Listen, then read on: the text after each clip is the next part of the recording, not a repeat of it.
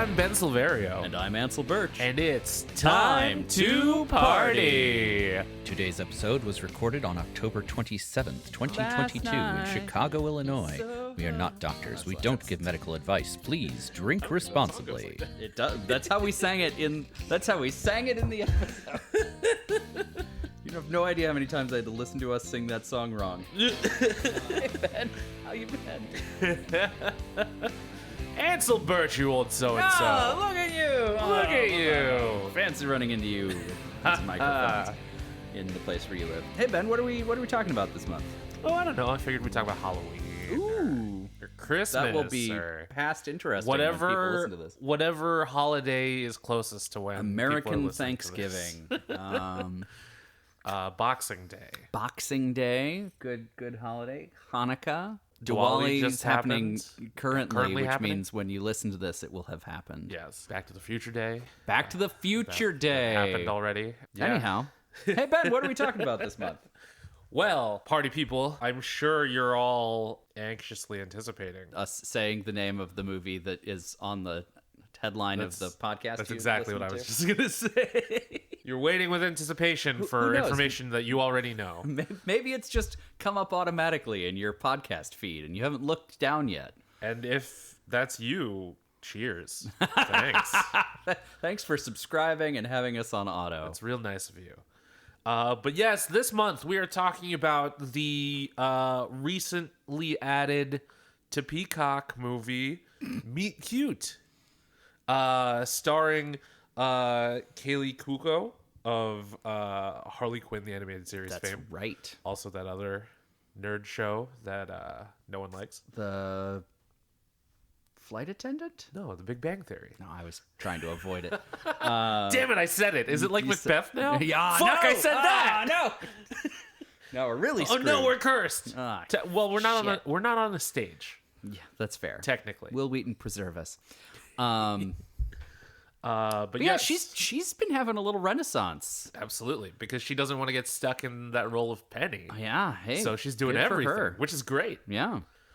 And she is in this movie alongside Pete Davidson from SNL, or a number Also of a Harley Quinn adjacent property. Oh yeah, he Suicide was Squad. cannon fodder in the Suicide Squad, Yeah. which I love. So good. So good. The fact that he gets killed off right away is just chef's kiss. Mwah. The right choice. And I'm sure we'll get into this later, but I do not like Pete Davidson. I'm not a fan of Pete Davidson. I'm not going to apologize to you, Pete Davidson, because you can't be everybody's cup of tea. But I think Pete Davidson would be thrilled that you don't like him. sure, probably because he's from New York and I'm from Philadelphia. and he Oh, could give a yeah, you shit, got so. that. Yeah. But I will give credit where credit is due. He sometimes can break out a very good performance. Like a very good dramatic performance. Mm-hmm. And again, we'll talk more about that later, likely when we review the movie. So stay tuned for episode 2 in a week. Yeah, if you want to hear all my sordid opinions about Pete Davidson, stay tuned. But here in the first episode, we're going to talk about the movie in a non-spoilery way. Yes. And give you some rules for drinking and smoking along that you can choose from a la carte.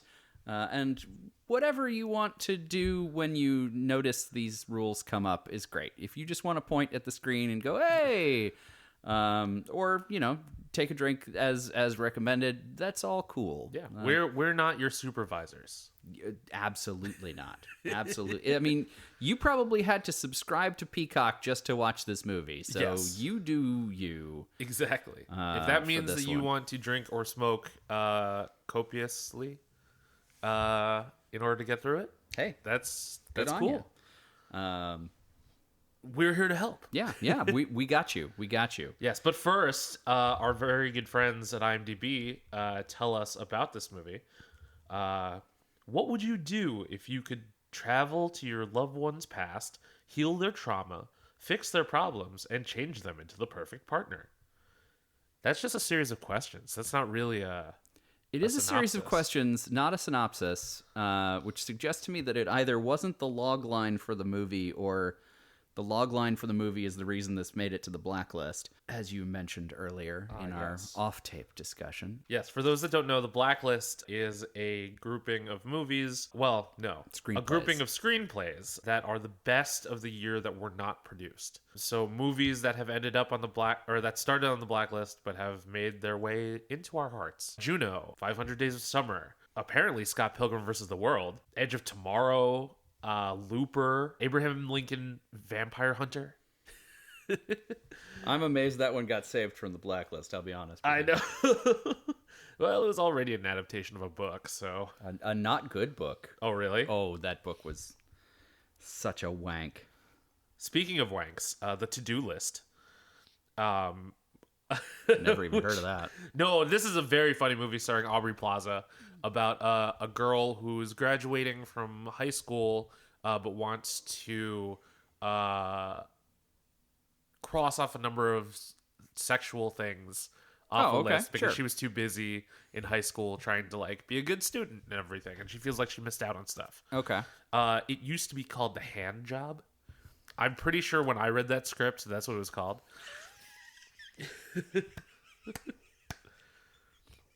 Is that because Hand Job was on the list? Hand Job's definitely on the list. Okay. Hand Job. Actually, funny story, when the movie came out and they were doing like promotional items, they were handing out the list. So I have a copy of the list somewhere. Oh my God. Most likely at my parents' house. That's so good. Yes, it's very funny. It's like looking at the board from Cabin in the Woods. Oh, sure. You know, like when you actually get to like read the whole thing, it's just like, oh, it's hilarious joke after hilarious joke. Nice. But yeah, it's a fun movie. I like that one. I'm looking at the Blacklist from 2009, which is when I was working in Hollywood as an assistant. There's some interesting ones on here, like Booksmart, which is a phenomenal movie. Cedar Rapids, which is kind of fun. Gangster Squad, The King's Speech, which, you know, great film. Yeah. Yeah.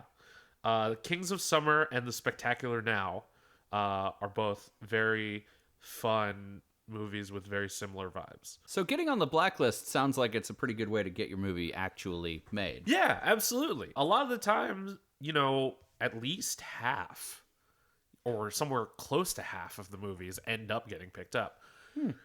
Like anything in Hollywood, it kind of turned into a popularity contest. But What? surprising. But this list basically used to just be like assistants passing around stuff to be like, hey, did you read this? Like, this is really good. This one was good. Yeah, too bad it's not getting made. Exactly. It used to be a word of mouth thing, and then it turned into a much bigger thing. Interesting. And while we're on the topic, that is the job that Kaley Cuoco's character has. Am I correct in that? She is an associate producer's assistant. So would she be doing that process? Would she be reading screenplays? Not necessarily. Because she doesn't say she's a PA. She's not a personal assistant to the producer. So I think she would be... I don't know. Because a lot of assistants end up being like interns and like slightly above interns. And it sounds like she's slightly above interns. Yeah. So she's very low on the totem pole. She probably gets paid a lot better than I did. I was gonna say she's clearly getting paid decently. Yes, but titles in Hollywood are so convoluted. That makes sense. So really, everyone should be reading scripts and could be. Yeah. But the difference is the people lower on the totem pole will be writing the coverage for the script that the higher ups will read instead of reading the whole thing. Right. I always found writing coverage a very interesting process because, like, I would have to read the script, sum it up, and answer some questions about the script, and then that's how they read it. So really, if you want to get your screenplay made, make friends with the assistants and make sure that they like your stuff. Yeah, because then... And are you supposed to, like, advocate for the script, or... I mean, are you supposed to stay kind of neutral? No, it's almost, I think that's why I don't want to say so good at it, but I think that's why I was adequate at it, being a film critic. you know, and being a film student at the time, you know, I could be critical of this thing and be like, oh, this is really good, or this isn't so good, you know. That's cool. That's cool. Yeah, so it depends on the person doing the coverage, you know, because I mean, one person might think it's really good, but another person might be like, well, Yeah.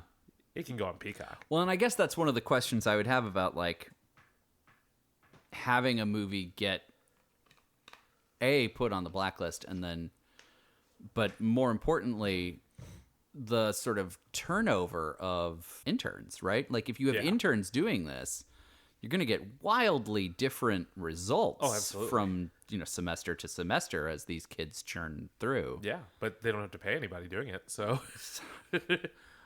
so it no works wonder, for them. No wonder so many scripts end up in the bin.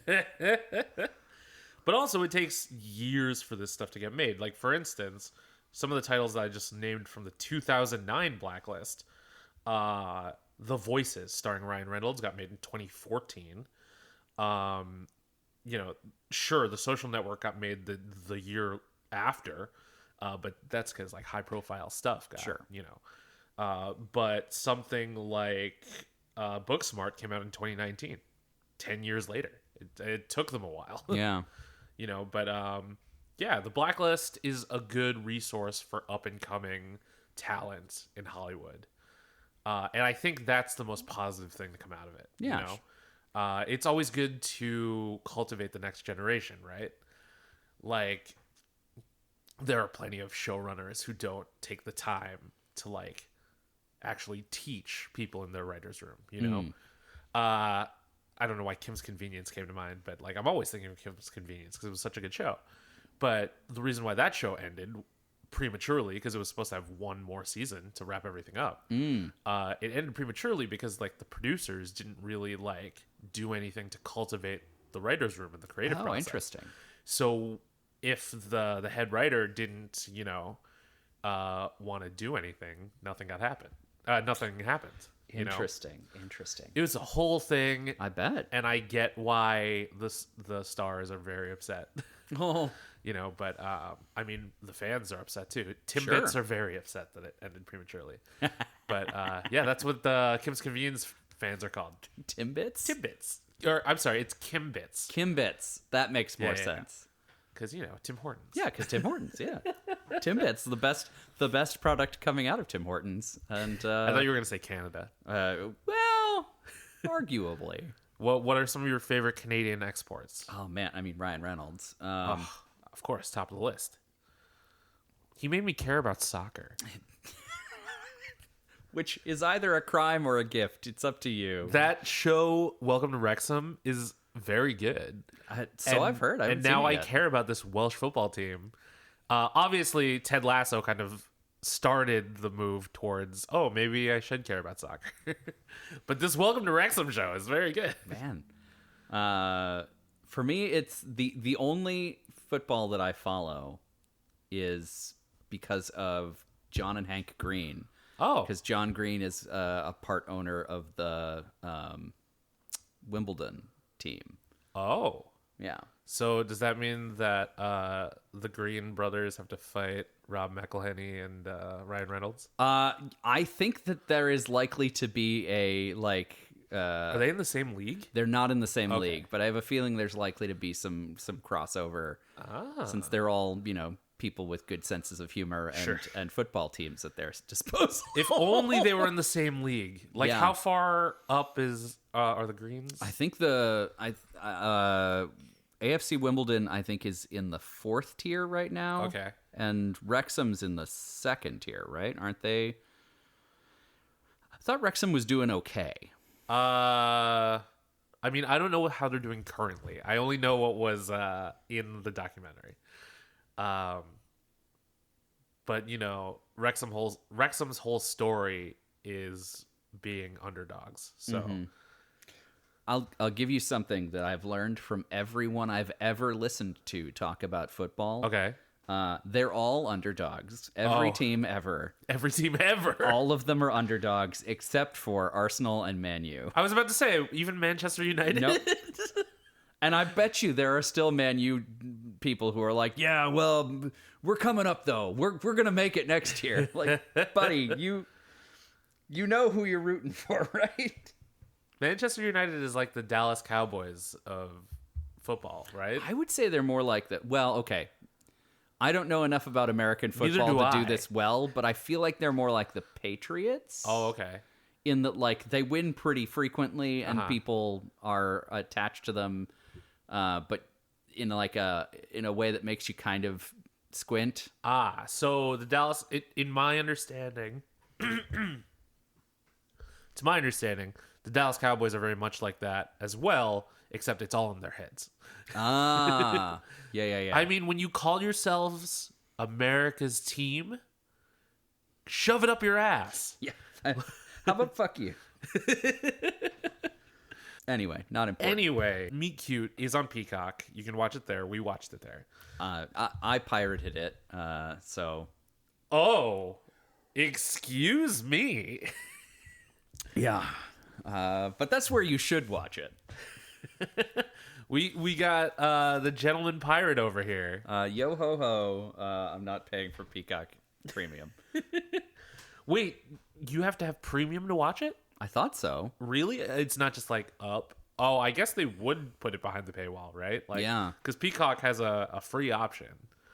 That's true. I guess when I looked it up on my streaming boxes, they were all like, yeah, with the premium plan. And I was like, well, fuck that. And did not look any farther before going immediately to my pirate friends and going, hey, could you make this happen? I keep forgetting that people just don't have Peacock. Because, like, as soon as the WWE Network went under in America, I signed up for Peacock right away. Because when you order a WWE pay-per-view, it's like $30 to $50. Yeah. I don't remember anymore because I haven't done it in a long time. But it's around that price point. WrestleMania is even more. Jesus. But and that's to watch it in your house. That's not even to get into a place to watch it in person. Right. But if you have Peacock, you pay $5, $6 a month, and you get the premium live events. Yeah, that's easy math. Yeah, and I mean, I'm currently paying the extra to have it commercial free, so it's $10, which is what the WWE Network used to be. Sure. Yeah, they would tout that it was the best value for $9.99. But now it's only $4.99 or $5.99. Yeah, it's an even better value. Yes, and you get whatever NPC is making. Exactly. This, there was something that they pushed, and now I don't remember what it was. I will say that finally looked interesting. Girls 5 Eva is a very funny show. Okay. But I just found out today that it's moving to Netflix. Oh, well, there you go. Which, what? I mean, Peacock has made some questionable choices. They did not renew Saved by the Bell, the revival. What year is it? The new Saved by the Bell. I know.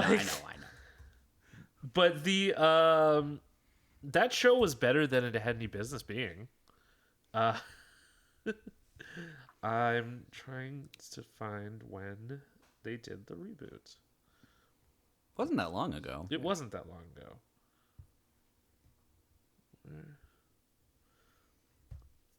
Okay, so they did it in 2020, and it was canceled in 22. So it only had 2 seasons. All right. But it should have gotten a third, damn it. What else is Peacock spending money on? The answer is Pete Davidson movies, apparently. Pete Davidson's paying for his own movies, as far as I can tell. Oh, yeah? Yeah, both Pete Davidson and Kaley Cuoco produced this movie. Oh, that's right. And Pete Davidson. Oh, okay. He just wrote King of Staten Island, I think. I'll bet he was a producer on this too. Writing credit, directing credit. I don't know. It's not that important. Yeah. So how many drinking and smoking rules have you got? So not many, because this is a very short movie, which is nice. Okay, my first rule, and this is an easy one. I want you to take a shot for Smithson. For Smithson? Who? Exactly. You picked up on it. Yeah. You'll know it when you see it. Take a shot for Smithson. Remind me later to bring up Smithson. Okay. Because I have a theory on Smithson. Interesting. Okay. What do you got? It's very simple, straightforward. Take a drink every time someone says time travel. Oh, Jesus, you'll die. Yeah, well, if you pick that one, just do that one. Just that one. Yeah, that's a sip rule. That is a sip of low ABV beer. That's a White Claw rule. Maybe that's what we'll call those from now on. That's good though. That's good. Okay, so every time somebody says time travel, that's easy as well. That's easy to keep track of. I would like you to take a drink every time you see Sheila in her sweats. Oh, so if you pick that one and then pick my next one, you're just gonna drink a lot. So don't do these ones in conjunction. Maybe not. But yeah, every time you see Sheila in her sweats, Sheila is Kaley Cuoco's character. Mine was take a drink every time Sheila gets hit by a car. Oh, okay. Yeah. And she's wearing her sweats every time. That's fun. So that is why I picked it. It's just such a I don't want to say a fun visual, but it's a good returning gag. Yep. Yes. There you go. This one's a little harder. Okay, so we've had a lot of easy ones up till now, but my next one is take a drink every time you think Gary might be on to what's happening. So like when he's having those moments of, if you watch Westworld, it's the reverie. It's the remembering from the past reset. Interesting. So there are these moments where Gary is, you think, maybe having a moment where he's like remembering something from a past reset or a past loop. Oh, okay. Because it's not as though there's a secret. Sure. Sheila always tells him right off the bat, yes, I'm a time traveler. So there's no surprise there. But it's these moments where he realizes how much he's been reset, how many times, like that sort of when he's catching on or having a deja vu. That's what I'm talking about. Interesting. Here. Yeah. And that's a rule you could mix with other rules. That doesn't happen super often. My next rule is take a hit every time Sheila, I don't want to say tells the truth, but like reveals a new truth. Oh, I love that. Yeah, like I didn't tell you the whole thing. Like there was another thing. That's good. Yeah. That's good. You could pair that one with the Gary catching on. Yes. If you feel like getting more in depth with your rules, more cerebral rules. Yeah. 100%. I love that. Okay. All right. So my next rule is take a drink every time we see a new location or set. So because that happens pretty evenly throughout the movie. Okay, so with each new place that they go on the date, the first time counts, but not after that. Correct. Okay. Because it like happens a lot up top, and then in the middle, not as much, and then towards the third act is when it really picks up. Exactly. Yeah. Okay. That's another one you could mix. That's a little sleeper. Yeah. If you pick that one, you got to remember it later on. Yeah. Which makes it a bad smoking rule. Sure. Yes. Correct. My last rule is take a shot for June. Deborah S. Craig. Oh, yeah. Because she's out of respect. Yeah. She's trying to help Sheila. And she does it thanklessly. Very thanklessly. Yeah. And when she gets her backstory, I'm just like, oh, June. Oh, yeah. Yeah. So, I'm sure she could use the shot too, but since she's not playing with you, Yeah. go ahead and take it. So just take that one when you're feeling it for June. Just have one you're racked up. probably gonna take it in the third act. Yeah, you'll know it when you see it. Exactly. Okay, that's good. Because not only is she very good at her job as a nail technician, but she, as like a spiritual time traveling guide, she has those nuggets of truth for Sheila, and if Sheila listens or not is another story. Yeah, but well, that's Sheila's problem. Also, were you tempted to like say Sheila's name with an Australian accent the entire time? I wasn't, but now I will be. It's like, hey, Sheila. Also, did Sheila not have a manicure? No, she did. She did? Okay. Yeah. She showed off the color, remember? Oh, that's right. All right, I have one last. Okay. I have one last rule. And this is another SIP rule. Okay. Because it is every time Sheila uses someone's name just to prove that she knows it. So the bartender, the Indian restaurant owner. Yep. June. I think it's really just those big three. Yeah.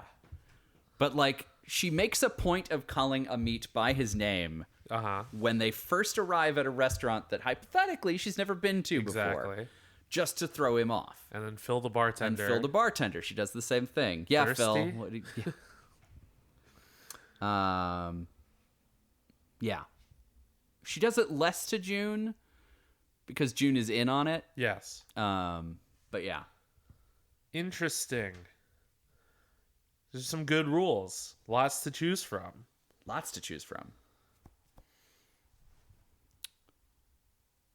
Any of those you would think would be good smoking rules for those who are playing along in that way? I mean, other than my one. Mm-hmm. I don't know. That's tough. Because it really depends on your smoking habits, right? That's fair. Okay. Well, then we've told you about frequency on all of these. Absolutely. Judge for yourself. Yes. And you know yourself best. Yeah. We are far from the authority on this topic. We're just encouraging you to do your own thing. Just watch the movie, keep your eyes open, enjoy yourself, and if it helps to look for repeating tropes and weird foibles, then we got you. Yes, that's our brand. That's apparently what we do here. You could put it on our headstone. Yeah, our time to party headstone. That would be expensive. That would, yeah. Because I don't know why I think this, but do they charge by the letter? Is that a? Oh, probably. I mean, it's the funeral industry. They'll gouge you however they can. It's true. One last way to drain you. Every last penny. Oh my God. Are we just gonna talk about the ways the society is trying to drain you of your resources? Yeah, we can start to do that, and I'll just like fade out under the theme song. Wow, this got real serious. Nobody wants to hear that. Wow, this got real serious could also apply to this movie. Yeah. Yeah, this movie, I have a distinct memory of, well, I have a text log of it. Because when I reached out to my pirate friend to get it for me, I was like, yeah, I'll be damned if I'm going to pay for a Pete Davidson rom-com. And then afterward, I sent a follow-up being like, this movie was actually really good. See? Rom-coms are worth something. Oh, I love rom-coms. Don't get me wrong. I'm surprised that it wasn't a rom-com, at least not all the way through. Not a conventional one. Yeah. Yeah. And that, like, Pete Davidson really did a good time travel movie, and Kaley Cuoco just knocked it out of the park, which that didn't surprise me. I've enjoyed her work. She's always very good, even when the material isn't that good. Mm-hmm. But party people, if you want to hear more about that, tune in next week. Woo! When we will be talking about more bullshit. And this movie. Hopefully centering around this movie some. Maybe. We'll see. Until then, you can find us on the internet. I'm at bsilverio20 on Instagram and Twitter. I am at Indecisionist on Twitter and at The Indecisionist on Instagram. If you want to join the conversation, you can use the hashtag #TimeToParty. That's time2party. And also time2party, all spelled out, because that's a thing now. Apparently. I've added it to the list that I cut and paste onto things. Special thanks to April Moralba for our podcast art, and to Marlon Longan of Marlon and the Shakes for our amazing theme song. This has been an Indecisionist production. Yes.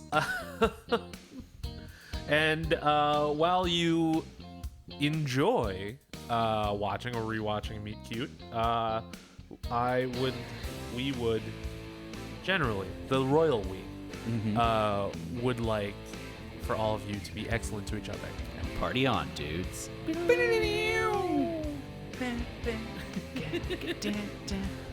Yeah, theme song.